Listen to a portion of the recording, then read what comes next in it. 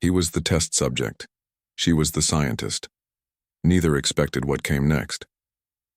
It started on an asteroid base deep in Sector 14, a cold, sterile place where humans weren't guests. They were test material.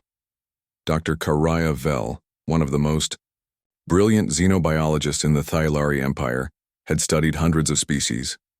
She was calm, focused, detached. Science was her only passion, until she met him. Grayson Locke, Earthborn, ex-recon, 6'4", broad shoulders, messy dark hair, and a smile that was entirely inappropriate for someone chained to a table. He'd been caught on a scouting mission and turned over to the research division for biological assessment. That was her job. Simple. Run the tests, log the data, move on. But the first time she scanned him, she paused. His readings were strange. Unusual organ density. Higher stamina. Faster healing. And then there were the secondary measurements. His reproductive stats, hormonal balance, pheromone emissions. All of it was higher than any known standard across species. In fact, it was too high.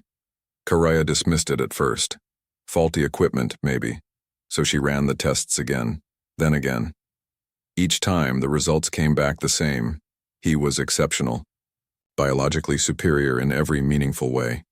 She tried to keep it professional, but every time she stepped into his cell, something shifted. He'd grin at her like he was in control. He'd make comments that weren't quite flirting, but weren't innocent either. "You keep staring at my vitals like they owe you dinner," he said one night, watching her check his chart. She froze, stylus in hand, antennae twitching slightly. "I am analyzing irregularities." "Bet you are," he said with a wink. "Tell me, Doc, do I get a reward for being your most interesting subject?" She should have shut him up, zapped him, injected a mild sedative and called it a night. But instead, she found herself asking more questions, prolonging his sessions, requesting time with him beyond her scheduled shifts. At night, she thought about the warmth of his skin, the way his pulse raced when she touched his arm to check the sensors. She told herself it was scientific curiosity, but her body told her something else. The Thylari didn't form emotional bonds. They weren't like humans. Cold logic, evolutionary control, and selective breeding ruled their culture. But Karaya felt heat in her cheeks every time Grayson looked at her. She began dreaming about him. Not sterile dreams either, detailed ones. One night, after another long round of tests, she leaned over him to adjust a monitor. He was close. Too close. His breath brushed her cheek. His scent, earthy, wild, male, filled her nose. Her hand trembled slightly. He noticed. "You're shaking," he said softly. She straightened. "It is fatigue." "No," he said, eyes locked on hers. "That's not fatigue, doctor." She wanted to deny it, walk out, regain control. But she didn't move. He tilted his head, voice low. "Why don't you let me go, and we'll call it a field test?" Her cheeks flushed deep violet. She knew what she was doing, knew what it meant, but her hand still moved to the restraints. The locks hissed open one by one.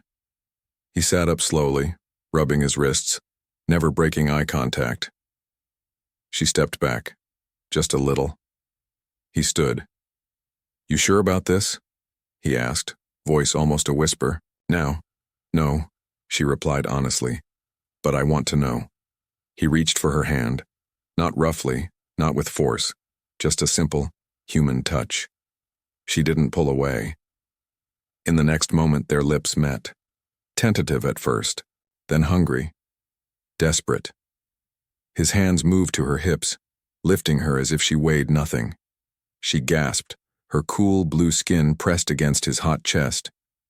Her species was flexible, agile, but his strength, it overwhelmed her, in the best possible way. They didn't make it to her quarters. The lab floor was sterile enough. It wasn't quick, it wasn't clinical. It was raw, passionate. There was something about him. His warmth, his rhythm, the way his body moved against hers. that made her feel alive in a way she had never experienced. Afterward, she lay against him, skin glowing faintly under the dim blue lab lights.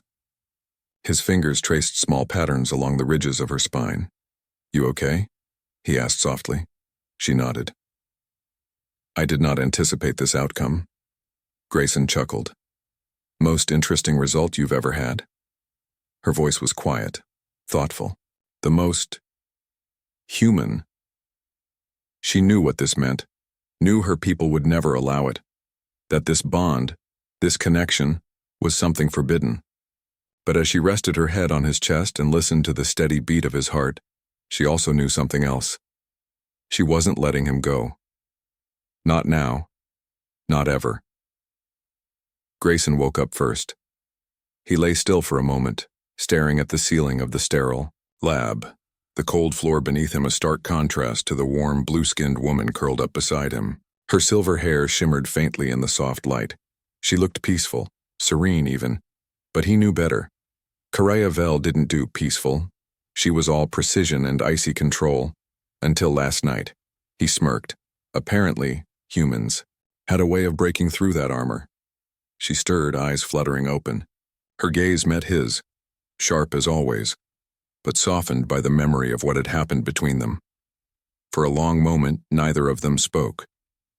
Finally, she sat up, gathering her uniform jacket, and cleared her throat. "That was not part of the protocol." Grayson chuckled, propping himself up on one elbow. "Well, maybe you need to update your protocols. Field research should be flexible, right?" She shot him a look, but there was no real venom in it. This was not an experiment. "No?" He reached over, gently brushing a strand of her hair behind her pointed ear. Felt like something new was being discovered. Karaya stood, sliding her coat over her shoulders and smoothing it out, trying to reclaim her authority. But it was too late for Walls. He'd seen her tremble, moan, need. That barrier was down now, shattered in a flurry of instinct and interspecies chemistry. She looked at him over her shoulder. "You don't understand what you've done." "I have." "A pretty good idea," he said, grinning. "Want me to draw you a diagram?" She ignored that, though the corner of her mouth twitched. Instead, she pulled up a hollow panel and ran a quick scan of herself. Her hand froze. Grayson noticed. "What's wrong?" Karaya said nothing for a moment, just stared at the readout, with wide, unblinking eyes. He stood up, bare feet silent on the metal floor. "Doc?" She finally turned. "There's something you need to know. Human DNA is unexpectedly aggressive." Grayson crossed his arms, grinning. "Well, yeah. You noticed that last night." "I am serious," she said, voice clipped now. "There are already cellular-level changes occurring in my body. I'm showing early signs of conception." Grayson blinked. "Wait, are you saying you're pregnant?" "Possibly." She began pacing, her voice picking up speed. "It should not be possible, not between our species. Our genetic structures are incompatible, or so we believed. But your biology, your DNA, it's adaptive, dominant. It's rewriting mine." Grayson looked a little pale now. "So, we're not just doing the galaxy's weirdest interspecies hookup. We just kicked off a scientific revolution?" Karaya stopped, breathing fast. She looked at him, not as a specimen now, not even as a mistake, but as something dangerous, vital, and hers. "We need to leave." "Leave?" he said, brows raised. "Why? Isn't this the kind of thing your bosses would want to study?" "They wouldn't study it," she said quietly. "They'd contain it, contain us. They would isolate the pregnancy, dissect the fetus, and destroy the source of contamination." She looked at him, eyes softening. "You." Grayson let that sink in. "Okay, so, we run?" "Yes." He looked her up and down. "You sure you want to run with me?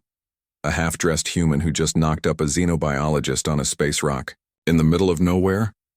Karaya stepped forward, gripping his arm, her face calm but intense. You're not just human anymore, Grayson. You're the catalyst. Our child may be the first true hybrid between our peoples. That makes you important, dangerous, and right now, the only one I trust. Grayson smiled slowly. All right, Doc. Let's get the hell out of here. She opened a private channel on the console. I know a back route through the service corridors, and there's a scout ship in storage I can unlock. Grayson grabbed his shirt, pulling it on with practiced ease. Lead the way, and hey, next time you're scanning my DNA. She glanced back at him. He winked.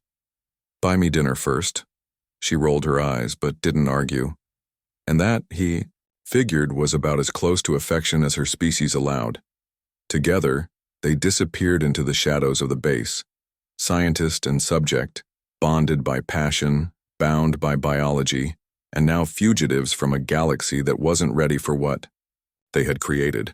And in Karaya's womb, something new was growing, something impossible, something human. They didn't look back. Karaya led Grayson through the dim maintenance corridors of the asteroid base, her boots clicking against metal grates as alarm lights blinked in distant halls. The base was quiet, too quiet, but she knew it wouldn't stay that way for long. Her people weren't stupid. Someone would notice the broken lab restraints, the unauthorized access logs, the biological readings flashing red, especially those readings. Behind her, Grayson moved like a shadow. No wasted motion, no nerves. For a human thrown into a totally alien situation, he handled it with the calm of a man who'd broken out of worse places and with fewer clothes. Where exactly are we headed? He asked, ducking under a low pipe. Docking sub-level, she replied. There's a research scout vessel stored there, quiet engine, no beacon tags. If we're lucky, it'll still be flight ready. Grayson raised an eyebrow. You always keep an escape ship on standby? I always have a contingency plan, she said, glancing at him. Until last night, you were the emergency. He smirked. Glad I've moved up in your priorities. She didn't respond. But she didn't deny it either. They reached a sealed hatch. Karaya input a long, complex code on the security panel. The door hissed open, and there it was. A sleek silver vessel no larger than a shuttle, half buried in dust, its hull marked with the Thailari science crest. Grayson stepped inside first, scanning the interior. 2 seats, a cramped hold, and 1 bed. Cozy. Karaya followed him in. It's designed for short missions, not comfort. I'll take what I can get. Just don't expect me to sleep on the floor, Doc. Not after last night. Her cheeks flushed faintly violet. She tried to ignore it, pulling up the ship's systems on the holoscreen. Main power's still functional. Fuel reserves at 78%. We'll have to jump to an uncharted system. Grayson leaned over her shoulder, pointing to a cluster of coordinates. Try here. I used this cluster once on a smuggling run. It's empty space mostly. Debris, asteroid fields. Perfect for lying low. She glanced at him. Smuggler and soldier? He shrugged. I'm complicated. The ship hummed to life. As the engines warmed up, Karaya ran one last diagnostic, then froze. Grayson noticed. What? She zoomed in on a data feed. They've activated a tracking beacon. Bio-linked to my ID and my body. His expression darkened. They're tracking you. She nodded slowly. And not just me, the child. Its signal is different, stronger. I didn't realize it until now. It's already emitting trace psychic waves, unique frequencies. They'll home in on it like bloodhounds. Grayson didn't waste time. He dropped into the pilot's seat, fingers flying over the controls. Then let's not wait around for the wolves. The ship lifted off with a low whine, slipping through a maintenance tunnel and into the void beyond the asteroid's shadow. Grayson angled them toward the jump gate coordinates, already plotting a random walk-flight pattern to throw off pursuers. Inside, Karaya stood silent for a long moment, one hand resting lightly on her abdomen. Grayson glanced at her. Still processing? I shouldn't be this calm, she murmured. My career is gone. My people may label me a traitor. I'm pregnant with a hybrid child that shouldn't exist. Everything I believed about genetics, evolution, compatibility, it's all been rewritten. He reached over and took her hand. You're not alone. She looked at him, eyes unreadable. He smiled gently. And hey, you picked a hell of a human to rewrite it with. She gave a short, quiet laugh. You're insufferable. Maybe, he said, tightening his grip, but I'm yours. For a brief moment, the hum of the ship faded. The stars blurred past the window and time seemed to slow. She leaned into him, resting her head on his shoulder, her fingers still touching the curve of her belly. A new life was growing inside her, not just a baby, a future. And for the first time in her life, rigid, logical, data-driven Karaya, Vel didn't need an answer. She just needed him. The jump through slipspace ended with a lurch that rattled every bolt in the tiny scout ship. Grayson steadied the controls while Karaya gripped the armrest beside him, her eyes flicking to the long-range scanners. No pursuers. For now.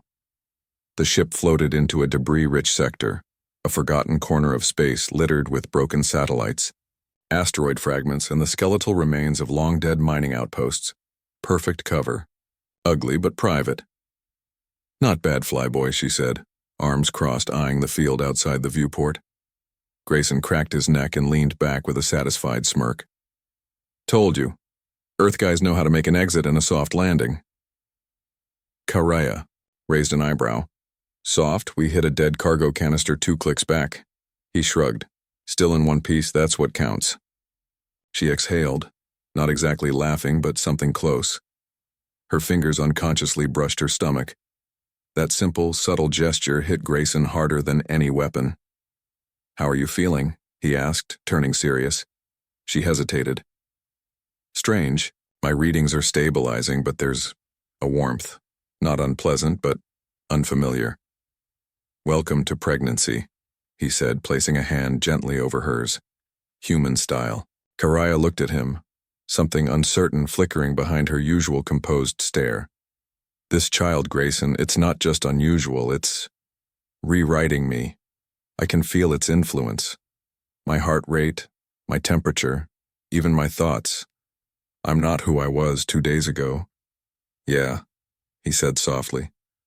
Neither am I. She pulled away, standing to pace the cramped cabin. You don't understand. My people will hunt us.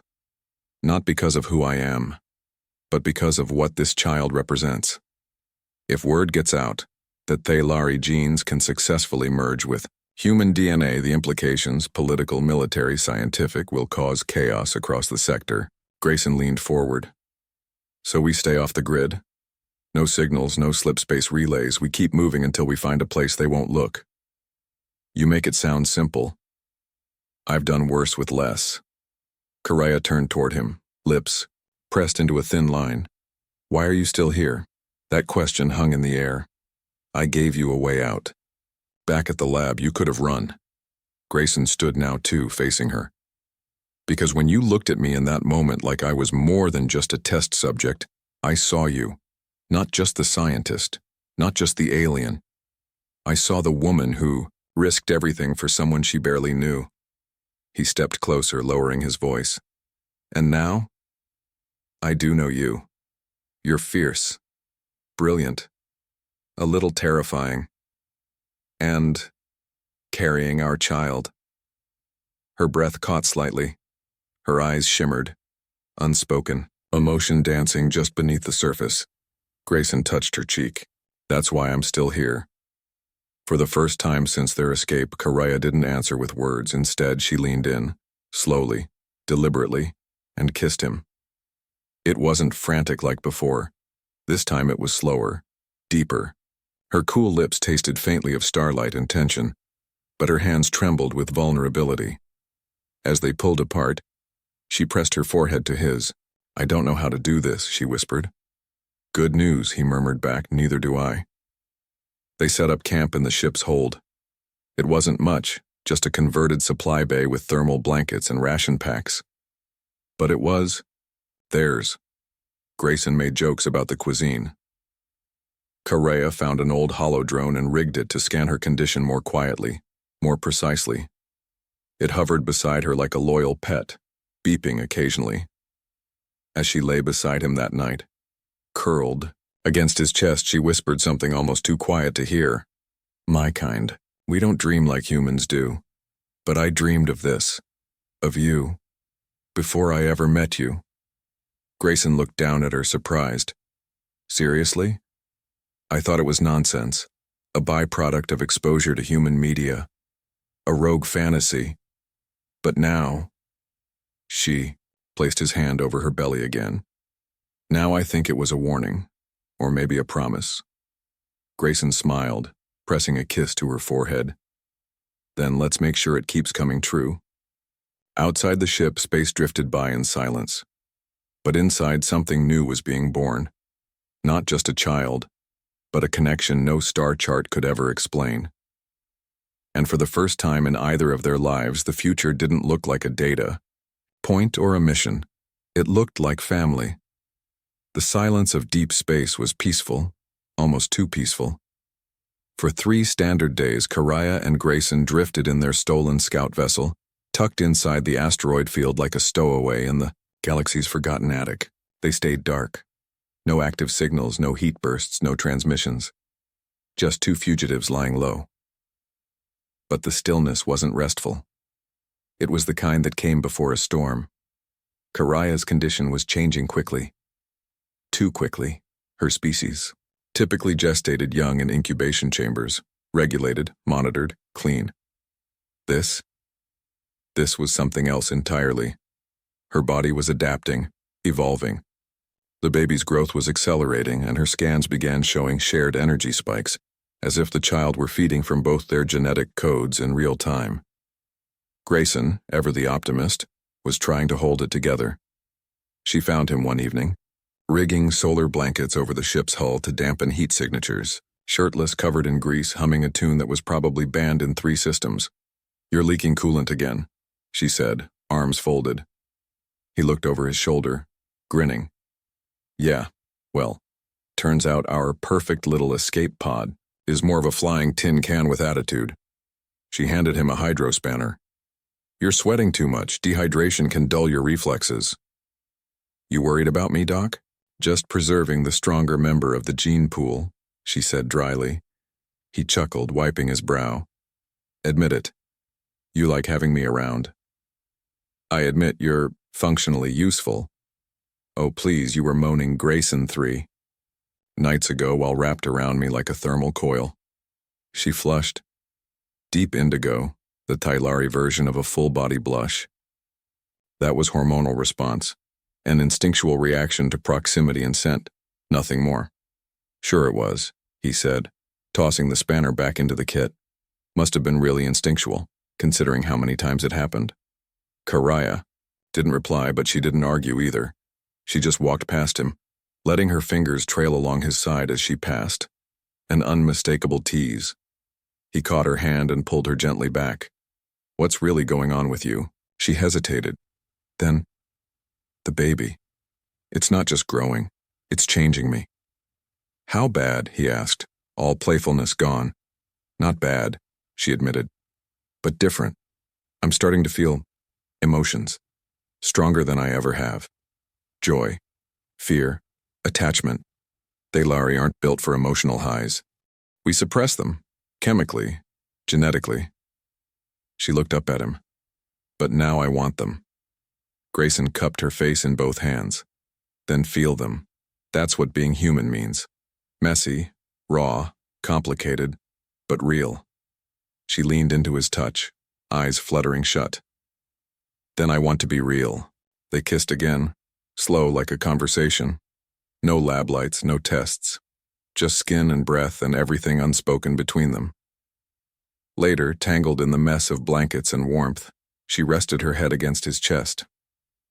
"I've read about families," she whispered, "but I never imagined I'd make one."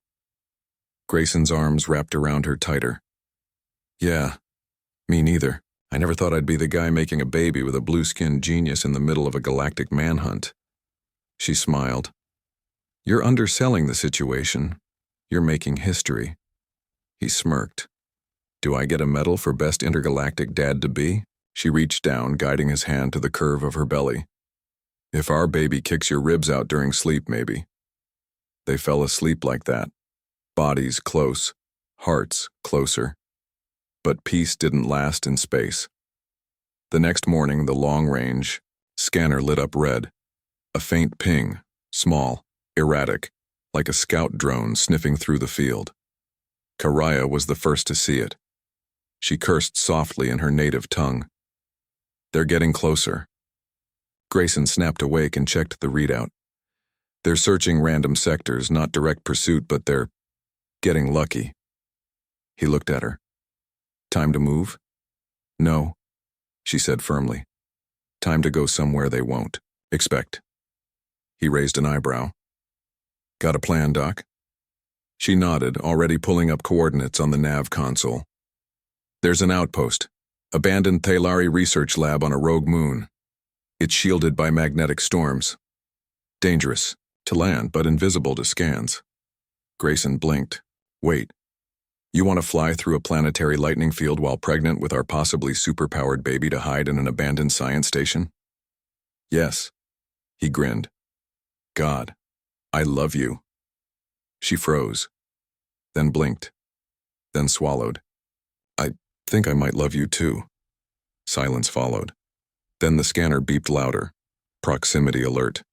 One of the drones had changed direction. Grayson flipped the ignition. Let's table the feelings talk and not die first. As they angled toward the rogue moon, Karaya whispered softly under her breath. For the child. For the bond. For us. And somewhere deep inside her, the baby kicked for the first time. The rogue moon loomed ahead like a bruised eye drifting through the dark. It had no orbit, no sun, no map pin in any star chart. Just violent weather, dead labs, and the ghosts of abandoned science. Perfect hiding spot. Grayson guided the scout ship through the swirling chaos with both hands clenched around the controls, every muscle in his arms taut. Lightning danced along the hull. Static popped in the cabin. The ship bucked and groaned, protesting like a mule forced through a firestorm. Karaya sat beside him, her eyes focused, jaw tight. Hull integrity at 72%, radiation shields holding barely. We should put that on a postcard, Grayson muttered. Welcome to Moon from Hell, now with bonus electrocution. Then a bolt struck the wingtip, hard. The ship twisted violently. Karaya slammed her palm on the inertial dampeners, stabilizing their roll. Just a little further. There's a magnetic trough up ahead, like a river through the storm. I see it, Grayson growled, teeth clenched as he dove toward a glowing path in the clouds, lightning flashing around them in strobe light pulses. They punched through, and everything went still. No sound, no turbulence, just silence. The eye of the storm, and nestled at the center, half buried in rock and dust, was the outpost. A jagged hexagonal structure of ancient Thalari design, its landing pad crusted with decades of ice and time. The kind of place you never left on purpose. Grayson landed with a thud that rattled the ship's bones. The moment the engines powered down, Karaya exhaled, slow, deliberate, like she'd been holding her breath since Sector 14. Her hands rested. On her belly again, protective now. Always. They stepped out into wind and silence. No signs of life, but the power grid flickered faintly, a sleeping dragon under layers of ash. Grayson looked around. You're sure this place won't light up any sensors? Karaya nodded. This facility was built for experimental biotech, off-record work. Cloaked against every detection method the Empire knew. It was shut down after an incident. He raised an eyebrow. That's reassuring. They entered through a rusted side door. The air was stale but breathable.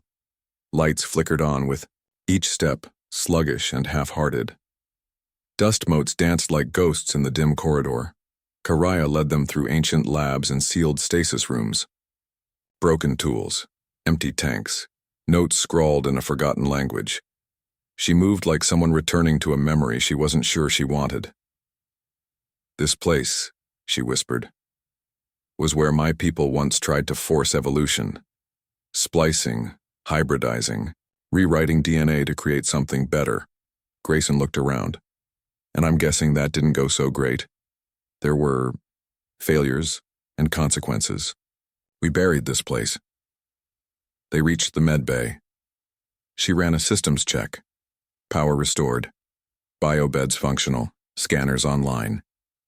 It was a graveyard with working lights. Grayson unpacked what little gear they had. Food packs, weapons, blankets. He pulled out a cracked hollow picture of Earth and set it on a nearby table. Karaya watched him, quietly curious. "You miss your planet?" she asked. He glanced at the image. A mountain range at sunset, bathed in gold. "Sometimes," he said. "But it doesn't feel like home anymore. Not since—" He looked at her, then down at her belly. "Not since you." She blinked, surprised. "Grayson, I mean it," he said, stepping closer. "I've done a lot of stupid things in my life, smuggled weapons, punched a diplomat, slept with a commander's wife, long story. Remind me to ask later. But this," he continued, resting a hand on her stomach. "This feels right. Us. The baby. Running from an empire, hiding in the galaxy's worst real estate." Her eyes glistened. Larry didn't cry, not biologically, but something shimmered there, like moisture that couldn't fully form. "I don't know what kind of mother I'll be," she said softly. He smiled.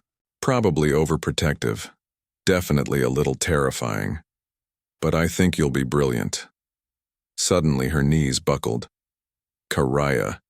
He caught her, guiding her gently to the medbay table. "I'm fine," she breathed, gripping his shirt. "It's starting." His eyes widened. Starting? She nodded. "The baby's ready." "But it's only been a few days." She laughed through the pain. "You think this pregnancy follows any rulebook?" The medbay whirred to life. Lights brightened. Scanners descended. Grayson paced like a wild animal. Okay. Breathing. I should be doing something. Boiling water, catching, counting. What? Do I count? Karaya grabbed his wrist, pulling him close. "Just stay. Be here." He took her hand. It trembled in his. "I'm here." Hours passed. Or maybe minutes. He couldn't tell. The machine helped regulate the birth, but Karaya still did it her way. Gritted teeth, focused eyes, spine straight, even as pain racked her frame. And when the cry came, it was unlike any sound Grayson had ever heard. Not quite human. Not quite alien. Something entirely new. The infant was blue-skinned but warmer than Karaya's tone. Hair dark like Grayson's, but with a strange, silvery sheen. And the eyes, brilliant, luminous violet, wide open from the first breath. Grayson couldn't speak. Karaya held the child in her arms, exhausted but glowing. "She's perfect," she said. "She?" He echoed, stunned. Karaya nodded. "She already feels, I can sense it. She's alive in ways I can't explain." Grayson sat beside them, eyes locked on this tiny being that had somehow turned his life, the galaxy, and everything he knew inside out. "We need a name," he said. Karaya thought for a moment, then smiled. "Alira. It means born between stars." Grayson kissed Karaya's forehead, then their daughter's. Alira cooed softly, reaching up with fingers still slick from birth and brushing Grayson's jaw. And somewhere, out in the storm, sensors pinged faintly in the void. The hunt had resumed. But now, they weren't running alone. They were running as a family. The magnetic storm roared outside the old facility like a cosmic beast, rattling the hull of the ancient base and setting the lights flickering. But inside the med bay, there was nothing but stillness. Karaya lay back, cradling tiny Alira against her chest, her fingers tracing circles on the baby's soft blue skin. The child was already so alert, eyes scanning her surroundings like she knew she'd been born into something extraordinary. Grayson sat nearby, one hand resting protectively on Karaya's knee. the other gently stroking their daughter's impossibly fine hair. His expression, so often cocky and bold, was now something different, humbled, awestruck and scared. "Karaya," he said quietly, "we've got a problem." She didn't look away from Alira. "They found us," Grayson nodded. Scanner picked up an encrypted signal. Thalari pattern. A fleet's moving through the sector. Might be Vanguard. Might be worse. Karaya finally turned to him, her eyes clear. They're here for her. He didn't need to ask who they were. This child, born of two species never meant to mix, was already sending out energy signatures. Signals, ripples. Every major power in the quadrant would want her. Some to study, some to use. Others to destroy. Grayson stood and activated the base's limited defense grid. It was ancient, rusted, but still had teeth. "We hold them off, we defend this place. Like hell I'm letting anyone near her." Karaya didn't argue. She rose slowly, carefully, wrapping Alira in an insulated cloak. "There's a shuttle in the lower hangar, emergency evac, designed for stealth." Grayson raised an eyebrow. "You planning on splitting up?" "No." She looked him in the eyes. "We all leave. But not before we do something first." She stepped to the central control terminal and activated the facility's ancient mainframe. The interface flared to life, displaying schematics, genetic logs, experimental data. And now, Karaya input a series of rapid commands. A pulsing sphere appeared on screen, Alira's genetic signature. Human. Thalari. Something. More. Grayson watched as Karaya began transmitting it through deep space ghost relays, hidden channels across dead satellites and abandoned probes. "What are you doing?" he asked. "Making sure she can't be erased," she said. "The child already is the proof. Let the galaxy chase her shadow. We'll be gone before they even understand what they're seeing." He smiled. "That's my girl?" Then the proximity. Alarm blared. On the external cameras, 3 sleek black ships dropped out of hyperspace above the moon. No insignias, no identification. One of them fired a warning shot that lit up the storm like a dying sun. "Time to go," Grayson said, sprinting for the corridor with Karaya close behind. They moved quickly through the shaking base, alarms howling in every hallway. The old metal groaned under the pressure, but the escape shuttle held firm. Grayson activated the launch sequence. Karaya strapped in with Alira in her arms, shielding her as the engines roared to life. As the shuttle blasted off through the storm, Grayson looked down through the rear viewport. The base, where their child had been born, where the past had ended, was shrinking below them. A memory now. A grave for old science. They punched into hyperspace just as an energy beam seared across their former position. They didn't stop until they reached the edge of a dark zone, uncharted space, lawless, forgotten. A place where people like them could vanish. Start fresh. Weeks passed. Karaya adapted to motherhood faster than she'd admit. She was fierce, protective, and quietly overwhelmed. Grayson took joy in every moment, the late-night feedings, the first accidental smile, even the strange glow Alira's skin emitted when she laughed. "She's going to be powerful," Karaya said one night, holding their daughter close in the dim warmth of the cargo hold they'd converted into a home. "But kind, too." "That's from you?" Grayson smirked. "And the ability to silence a room with a glare?" "Definitely from you." They laughed, and Alira made a soft cooing noise between them, waving a hand that shimmered faintly with bioelectric energy. "She's going to change everything," Karaya whispered. Grayson leaned in and kissed her. "Then let's make sure she gets the chance." They renamed the ship the Starling, painted its hull with old Earth symbols and Thalari sigils. A flying contradiction. A family's secret ark. And out there, somewhere, fleets kept looking. Scientists kept whispering. Governments kept scanning. But they were always one jump ahead. The legend spread quietly, of a child born from 2 enemies. A child who glowed, like starlight. A family that vanished into the void. a whisper that gave hope to the hopeless, fear to the powerful. And one day, when she was ready, Alira would return, not to run, but to lead. Until then, they flew on, mother, father, daughter, between stars beyond borders, together. The galaxy would never be the same.